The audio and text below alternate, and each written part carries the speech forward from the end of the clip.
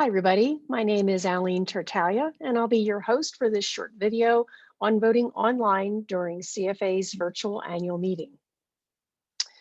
This is the same software that we use for elections, break council ballots, and surveys. Many of you are already familiar with this voting process. Keep in mind, you can only vote on one question at a time, and you can't skip ahead, just like an in-person annual. The voting administrator will open and close voting for each question. The voting software is not part of the Zoom meeting platform. It's a web page. You might consider using two devices, one for the Zoom meeting and one for the voting software. When you click on the voting link previously sent to you via email, a new window or tab will open up to the login window for voting. You might find it easier to use one device for the Zoom meeting and one for voting. Don't close the Zoom meeting when you vote, and don't close the voting after each question. Both windows, one for the meeting and one for the voting, should stay open for the duration of the virtual annual. If you can't find your email window because the Zoom meeting is taking up your full screen during the annual meeting, try using the escape button on your keyboard and it will minimize the Zoom screen so you can see other open windows and find your email. If you're using an iPad, you might have tabs at the top, one for Zoom, one for your email, or you can use your home key to find your email app. The Zoom screen stays active unless you actually press the red button that says leave. It's still active and open. If you can hear everybody in the Zoom meeting, then your Zoom screen is still active. But to toggle between the two is why it might be easier if you have two devices. Regardless of whether you use one or two devices, the method to gain access to the voting webpage is the same through the email link sent to you in advance of the annual meeting. Be sure whichever device you use for voting has access to your email. When your voting window opens, it will either open up in a new window or might add another tab to the internet browser window you're using. Depends on your device settings. After you click on that link, you should see a screen for 2021 CFA annual voting. Fill in the delegate name and email address fields and click on Begin Vote.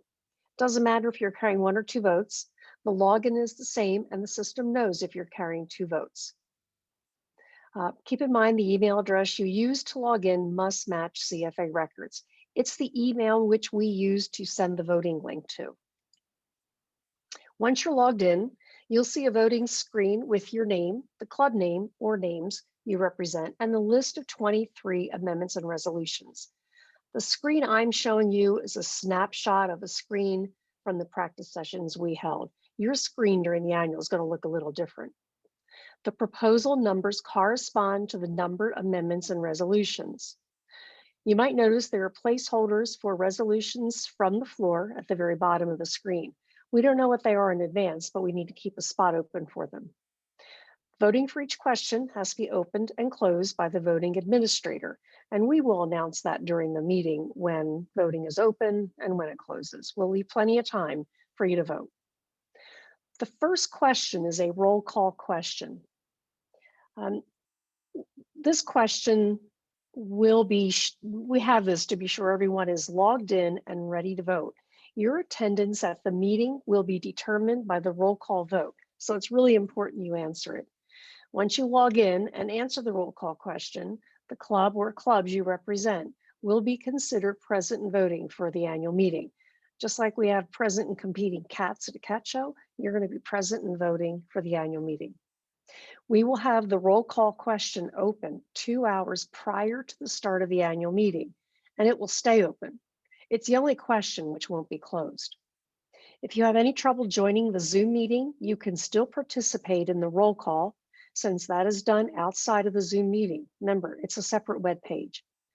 You can view the annual live on YouTube or Facebook so you'll know when to vote. As long as you have access to your email and the voting link, you can vote. The only thing you won't be able to do if you're not in the actual Zoom meeting is speak as a delegate. If you're carrying votes for two clubs, both club names will appear at the top of that screen. If you try and vote before voting is opened on a question, you'll receive a message that says the question is not yet open for voting. and to please wait until it is.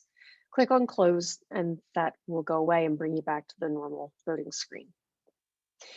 If you're voting for two clubs, both club names will appear side by side in the same window, and you will vote for both clubs and then submit your vote.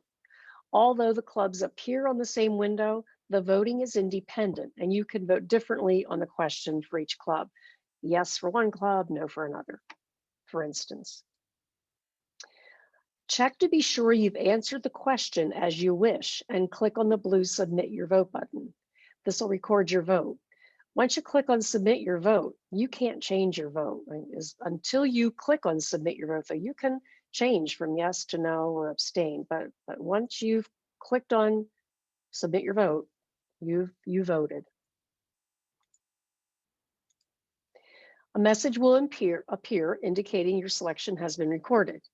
You'll also receive an email confirming your vote. The club secretary and president will receive a copy of that email too. Your voting window will show which questions are completed and how you voted.